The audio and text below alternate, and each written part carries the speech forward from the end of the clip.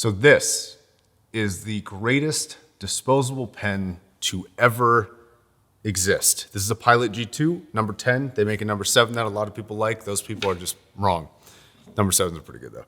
I literally have these things in my car. I have these things in my apartment. I've got a pack of them here in the office. It's the only pen that we use, and it's the only pen for a reason. So we decided for a smash and pass, let's explore the realm of permanent pens. So I've heard a ton about these. Almost every EDC has some form of small pen. I've seen these Fischer Space Pens time and time again, because I guess the deal is that they unfold to be like a full-size pen. I've never seen one in person though. I've never used one in person. So today we're gonna explore that. We're also gonna put it through an absolute torture test to see if it can survive smash or pass. Concept of today's video: if it survives the test, it gets a pass. If it does not, we absolutely destroy it. So they use a pressurized ink reservoir on the front. You can see that it says writes upside down at any angle. In extreme temperatures of -30 degrees Fahrenheit to plus 250 degrees Fahrenheit, underwater, and then 3x longer than the average pen. So we're gonna open this bad boy up. Pretty neat looking, very, very small. The profile, as you can see, is pretty thin as well. And it's only gonna get thinner because this is the top cap. So is this a pull? Oh, it's a nice pull, not a twist. Nice good fit there too. It's nice. Does this come apart? Oh, it does come, maybe it is replaceable. If this comes apart, I bet that's replaceable. Yeah, okay, tight. It is replaceable, sick. So the point of this pen is not to be utilized like this. The way that you want to utilize this is with the cap on it like that, so that it becomes basically a full length, almost full length pen. It's a lot more comfortable to write with. So we're gonna write with this and see if it works. Don't see why it wouldn't. And then we're gonna get to the fun bits, the torture test. Your mother is a nice lady. Okay, so it writes. Honestly, I'm gonna have you try it out. This feels like just a generic ballpoint pen with a little bit more heft in terms of like the writing experience. So not super hot on that, but you tell me what you think. The roller system does feel really generic and cheap, like a Just feels like dollar store pen. Feels like standard Bic ballpoint. Yeah, yep. I mean, It's almost a little rough. it doesn't A little gritty. it doesn't snag at all though, like or have like dry spots. It does tend to flow, you know, whatever. It flows pretty nicely. It just doesn't have that. Maybe we're just spoiled with the G2s and how nicely they write, but yeah, it feels disappointing. So I did want to mention, it's not a complete hate fest over here. Both of us agree that we really, really enjoy the build of this. The build is very cool. As you can see, I have a standard pair of like Lucky jeans, and it will fit right in this small little pocket, like with a ton of room. It's a good little efficient fit. Yeah, so we'll do some torture tests and see if it still writes.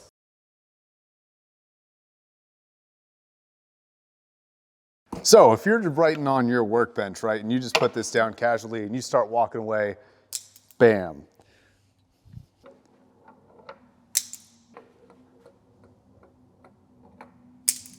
And test number 1. Oh. Broke on test number 1, 3 drops. Let's see here. Please don't explode on me.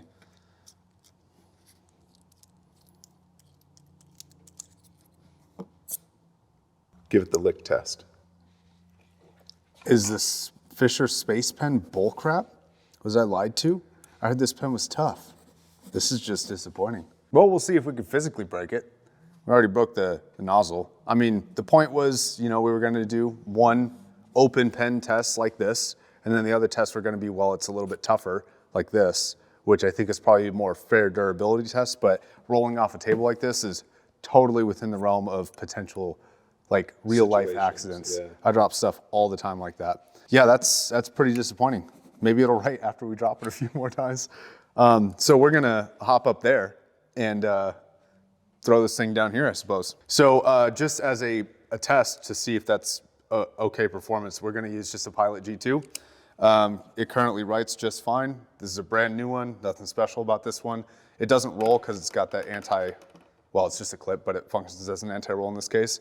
I'm gonna drop it on the tip. I did notice that this landed on the tip a couple times. So we'll just drop it the same amount of times, 3 times. Fell back.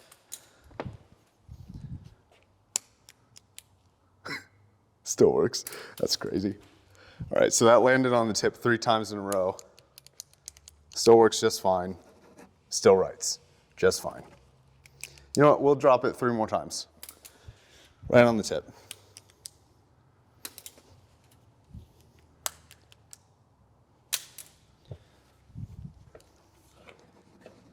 Little stumble at first.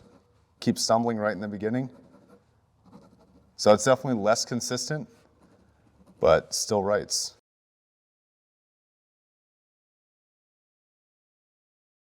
So, you know, if you're in space and you have a drop from space, somebody accidentally loses this. With no gravity?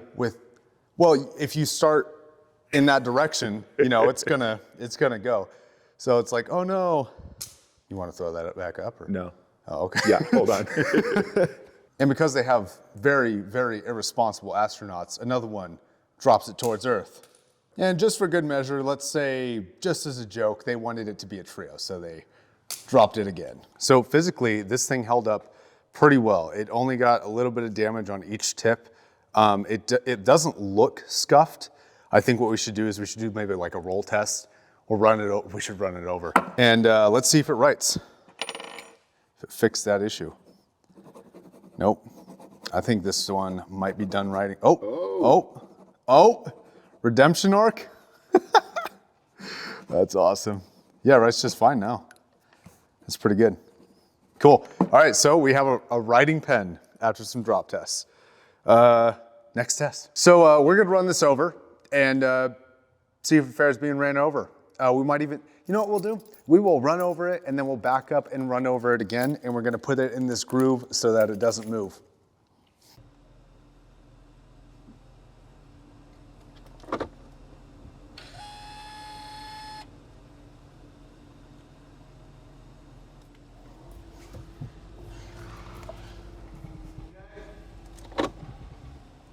It's still open. It's just a little dirtier. This car is outside, and it still writes. It's pretty impressive, actually. Now, since the other test was fair to use the G2 with, I think we should try what the G2 does on same situation. Yeah. Same G2 as earlier, and we'll go ahead and put that right there.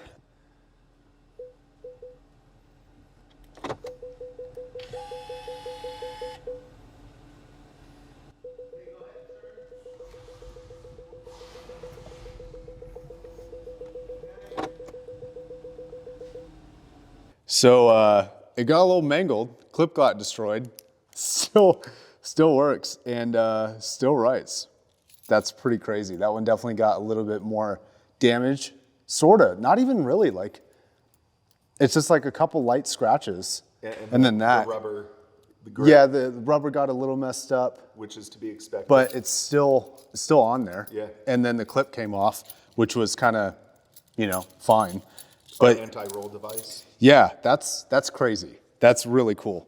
I thought this was for sure going to crack, especially under the turn test, but it didn't. And yeah, man, still like comes undone. The mechanism, the action feels like normal. Yeah. Pretty cool. So we're going to do its advertised temperature variance. We're probably going to get a little hotter than it's supposed to. We're going to do 10 seconds of close proximity torch on this thing, and then we're going to quench it. So that should be the extreme heat that it boasts and the extreme cold, and should be pretty tight. Because it claims 250 degrees Fahrenheit. Ready, go.